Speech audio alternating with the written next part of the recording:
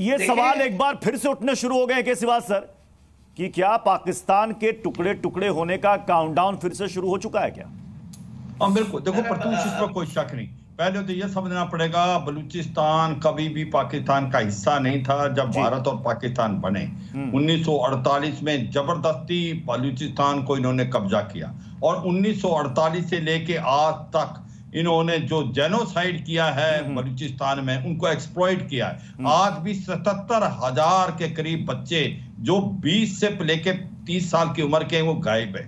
इनको जेलों में डाला हुआ है। यहाँ पर जो रिसोर्सेज है आप देखें, कॉपर है, जिंक है, कोबाल्ट है, इसके बाद गैस है, ऑयल है, वो सब एक्सप्लॉइट कर रहे हैं। वो पाकिस्तान नहीं, चीन भी कर रहा है। चाइना पाकिस्तान इकोनॉमिक कॉरिडोर जो सिंगजांग उसका बड़ा केंद्र है बलूचिस्तान सिपेक का, बिल्कुल ग्वादार के अंदर है। ग्वादार के अंदर सबसे बड़ा जो ये जलसा होने वाला है, उसका मेन मकसद है जो ग्वादार में मछुआरे थे जो बाहर जाते थे, जिनका रोजी पेशी था फिशिंग में, आज वो जा नहीं सकते क्योंकि ग्वादार के अंदर चीनियों ने एक मिलिट्री पोर्ट बना दिया है, वहां जा नहीं सकता कोई सिविलियन। तो ये सच्चाई है, ह्यूमन राइट वायलेशन और जो एक्सप्लॉइटेशन किया है पाकिस्तान ने।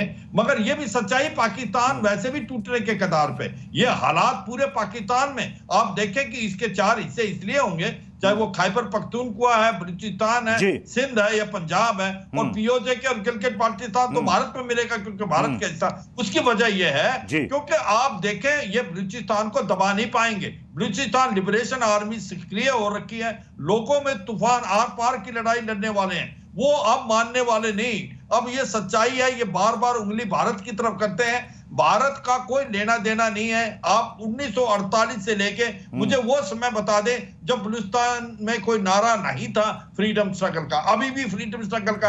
आज जब ये हो रहा है 28 जुलाई को, तो इन्होंने इंटरनेट भी बंद कर दिया, मोबाइल सर्विस बंद कर दिया, लोगों को ये जाने नहीं दे रहे। और सच्चाई तो ये है, पाकिस्तान ने जो ग्वादार पोर्ट है वो मन बना लिया चीन को देने का। तो चीन एक्सप्लॉइट कर रहा है जो पहले पाकिस्तान करता था। और पाकिस्तान की हालात, फाइनेंशियल कंडीशन इतनी खराब है, कम से कम $186 बिलियन का कर्जा है। इनके पास इतना पैसा तो है नहीं ये दे पाएंगे। $4 बिलियन तो चाहिए इनको हर साल इंटरेस्ट देने के लिए। इस हालात में ये सस्टेन नहीं कर पाएंगे और इसीलिए ये जो आवाज आ रही है कि पाकिस्तान के जो एक सिविल वार जैसी सिचुएशन पैदा हो सकती है, 4 हिस्से हो सकते हैं, उसकी वजह है, उसकी वजह यही है। और सच्चाई एक और है प्रत्युष, एक मिनट देखो, हर देश के पास आर्मी है, पर अनफॉर्चुनेटली पाकिस्तान में आर्मी के पास देश है और वहां असली पावर जो है वो आपकी इस्लामाबाद से नहीं, वो रावलपिंडी से आती है। अहमद मुस्लिखान साहब भी इस बात से इत्तेफाक रखते हैं और मुस्कुरा रहे हैं। जो एक प्रत्युष, एक मिनट, ये जो इन्होंने फौजी फाउंडेशन है जिसका एक प्रकार से बजट है $68 बिलियन, ये सीमेंट से लेके कोलगेट और बैंक से लेके रियल एस्टेट चलाते हैं। तो एक पैरेलल इकोनॉमी चलाते हैं। मैं चाहूंगा कि पिस्यार एक बार जरा फुल फ्रेम में विजुअल ये दिखाइए ताकि दर्शकों को समझ में आए कि ये प्रोटेस्ट कहां पर हो रहा है और हम चर्चा आज क्यों कर रहे हैं, बहस आज हम क्यों कर रहे हैं। एक बार फुल फ्रेम में तस्वीर दिखाइएगा। ये देखिए तस्वीर, ये बलूचिस्तानी ग्वादर जाना चाह रहे हैं जहां पर इन्होंने आज विशाल सभा बुलाई है और उम्मीद के मुताबिक यहां पर हजारों लोगों के शामिल होने की बात कही जा रही है। लेकिन इससे पहले ही उन पर दमन शुरू हो गया, उनको रोका जा रहा है कि ग्वादर ये ना पहुंचे। इसके बावजूद कई बलूचिस्तानी निकल रहे हैं। ये देखिए उनको रोकने के लिए क्या क्या हथकंडे नहीं अपना रही है वहां पर सेना। और ये महरंग बलूच जो BYC की प्रमुख ने यहां पर ये विशाल सभा बुलाई है। उनका कहना है कि अभी नहीं तो कभी नहीं, अगर हम अभी सड़क पर नहीं उतरे, अगर अभी हमने अपनी आवाज बुलंद नहीं की, तो जो दशकों से हम झेलते आए हैं वही झेलते रहेंगे। और सबसे बड़ी बात, तस्वीरों में अगर आप गौर से देखेंगे तो इस प्रदर्शन में, इस प्रोटेस्ट में महिलाएं भी बढ़ चढ़कर हिस्सा ले रही हैं। और आपको याद होगा कड़ाके की ठंड में नवंबर के महीने में 2023 को 1600 किलोमीटर यात्रा निकली थी, जो कि बलूचिस्तान की ईरान से लगती हुई सीमा है, वहां से शुरुआत हुई थी, इस्लामाबाद तक गई थी। और उसमें लीड किया था, नेतृत्व किया था महिलाओं ने, जिससे पाकिस्तान सरकार के पसीने छूट गए थे। और अब जो खबर सामने आ रही है कि ग्वादर में पहुंचने से पहले प्रदर्शनकारियों पर फायरिंग की जा रही है।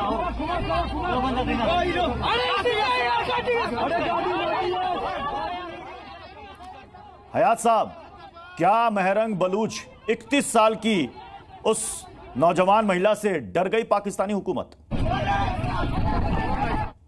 महरंग बलूच के हवाले से जो आप बात कर रहे हैं, मेरा ख्याल है कि आपके रिसर्चर्स ने आपको नहीं बताया कि महरंग बलूच जो है वो बकौल आपके अगर हुकूमत के खिलाफ ये सब कुछ कर रही है तो उसी हुकूमत की बेनिफिशरी है, उसी हुकूमत से महरंग बलूच तनख्वाह लेती है। दूसरे, ये जो आपने एक पता नहीं कौन से ह्यूमन राइट्स एक्टिविस्ट बिठाए हुए हैं जिनको शायद फंड भी आप करते हैं और वो लगाते भी सारे खुद पे हैं सर, उनके लिए मैं सिर्फ इतना सर मैं बलूचिस्तान की बात कर रहा हूं, आप सीधे हिंदुस्तान पर आ जा रहे हैं सर। तस्वीर बलूचिस्तान की आ रही है, दिल्ली से नहीं आ रही है तस्वीर सर। कुछ लोगों को हयात हैदर साहब, फिर आप कहेंगे कि मुझे आपकी आवाज नहीं जा रही है। मुझे लग रहा है मेरा सवाल सीधा आप तक पहुंच रहा है। कुछ लोगों को शट अप कॉल देना जरूरी है। अच्छा। और उनके लिए मैं सिर्फ इतना कहूंगा कि तोहमत लगा के माँ पे जो दुश्मन से अदले, हाँ, ऐसे सुखन फरोश को मर जाना चाहिए। अहमद मुफ्ती खान साहब को लाइए, स्क्रीन पर लाइए। दूसरा, अहमद मुफ्ती खान साहब को लाइए। अहमद मुफ्ती खान साहब जो इंडियन, नहीं बोल लूं जनाब? नहीं, बिल्कुल बोलिएगा सर।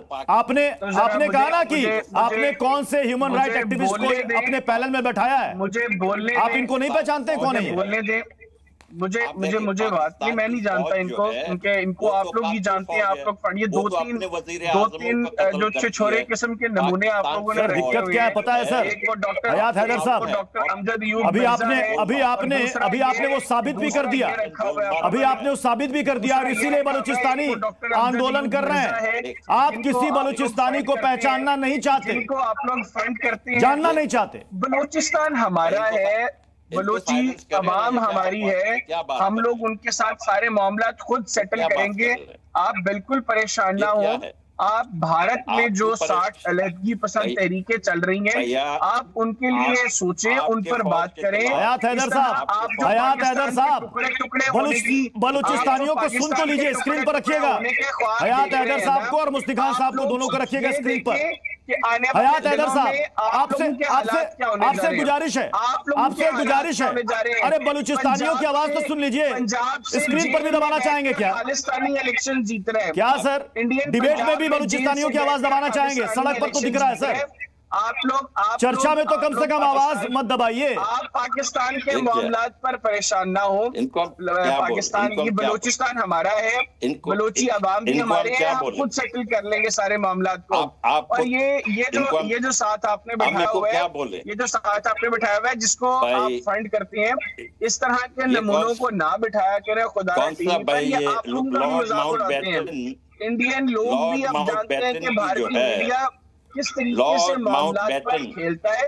वो अमजद अयूब मिर्जा आप लोगों को वहां से मिला हुआ है, उसको आप लोग फंड करते हैं। और उसके बाद ये आपको जो है वो छिछोरा नमूना बन गया है। तो ये जो लोग हैं, ये आप लोगों से पैसे लेते हैं, आप लोगों से पैसे लेकर ये बकवास कर रहे हैं सारी। ये कौन है? क्या है इनको पता ही नहीं है बलूचिस्तान में हो क्या रहा है। इनको नहीं पता इस वक्त के बलूचिस्तान में क्या हो रहा है। ये कौन है? ये लॉर्ड माउंटबेटन के लावारिस औलाद हैं। हयात हैदर साहब, आप ही बता दीजिए कि बलूचिस्तान में क्या हो रहा है? क्या हो रहा है बलूचिस्तान में, बता दीजिए। फ्यूचर नहीं है, कोई मुल्क का फ्यूचर नहीं है पाकिस्तान का। मकसद सिर्फ इस प्रोग्राम में स्पेसिफिकली बलूचिस्तान के इशू को डिस्कस करना होता तो बताइए ना सर, आप बताइए ना कि बलूचिस्तान में क्या हो रहा है। बताया नहीं, बलूचिस्तान में जो प्रोटेस्ट हो रहा है, आप कह रहे हैं कहीं कोई प्रोटेस्ट नहीं हो रहा है। आपने मुझसे सवाल किया, फिर जवाब नहीं। मसला ये है कि आप जवाब सुनना नहीं चाहते। बोलिए, सब सुन रहे हैं आपको। हयात हैदर साहब, सब कुछ सुन रहे हैं आपको, बोलिए। और बड़े सिंपल अल्फाज में आपको समझा रहा हूँ कि बलूचिस्तान में मिसिंग पर्संस का मसला काफी लंबे अरसे से चला आ रहा है। इसका हल निकलना चाहिए, लेकिन इसका हल तब तक नहीं निकलेगा जब तक इंडियन स्पॉन्सर्ड एलिमेंट्स बलूचिस्तान में खामोश नहीं करवाए जाएंगे। भारत कुछ लोगों को वहां पर फंड करता है। यहाँ पे भी जनरल साहब ने 70,000 लोग मिसिंग पर्संस में जो है वो डाल दिए। वो 70,000 लोग तो वो नहीं कहते। यहाँ पे जो मैक्सिमम नंबर है वो 5,000 कुछ है, लेकिन गवर्नमेंट कहती है कि 2,700 है। जानक सिंह साहब ने मुझे याद है 2,700 का। मैं कहता हूँ झूठ बोल रही होगी गवर्नमेंट। 5,000 का नंबर तो वो लोग कोट करते हैं, जिसमें मेजॉरिटी 90% से ज्यादा लोग जो हैं वो इंडियन स्पॉन्सर्ड जो आउटफिट्स हैं उनके साथ एसोसिएटेड है। ये ISI के इनको क्या पता बलूचिस्तान के इश्यूज का? किसी सर को भी लाइएगा स्क्रीन बैठे हुए हैं, इनको नहीं पता कि बलूचिस्तान में क्या हो रहा है, इनको नहीं पता बलूचिस्तान में क्या हो रहा है। बलूचिस्तान पर मैंने इनसे कम से कम 5 दफा पूछा कि आखिर चल क्या रहा है। पेपर पर 2 लाइन के बाद तीसरी लाइन पे सीधे ये इंडिया ट्रांसफर हो जाते हैं, सीधे इंडिया ट्रांसफर हो जाते हैं। ये कह रहे हैं जो मिसिंग का आंकड़ा दिया जाता है वहां की हुकूमत तो कुछ और बताती है, आप लोग कुछ और बताते हैं। जो सड़कों पर के सिन्हा सर जो हुजूम नजर आ रहा है, लोग गोलियां खाने को तैयार हैं सीना आगे करके, ये क्यों हो रहा है सर? और ये पाकिस्तानी हुकूमत और सेना को या तो दिख नहीं रहा है या महिलाओं के सामने आने के बाद उनके पसीने छूट रहे हैं। के सिन्हा सर ये उन इश्यूज पर बात करता है जिन पर आप लोग चाहते हैं कि डिस्कशन हो। सुनने भाई नहीं है। एक सेकंड हयात हैदर सर, एक सेकंड हयात हैदर, कुछ नहीं एक एक करके लीजिए। देखिए आपकी भलाई, आपकी ही भलाई की बात कर रहा हूं। देखिए बलूचिस्तान सर हमारी भलाई हम खुद कर लेंगे, बिलीव में आपसे किसी ने मशवरा नहीं मांगा, हम खुद सेटल कर लेंगे। आप बिल्कुल परेशान ना हो, डिबेट में हमें ना तो आपकी सिंपैथी की जरूरत है ना आपसे एडवाइस की जरूरत है।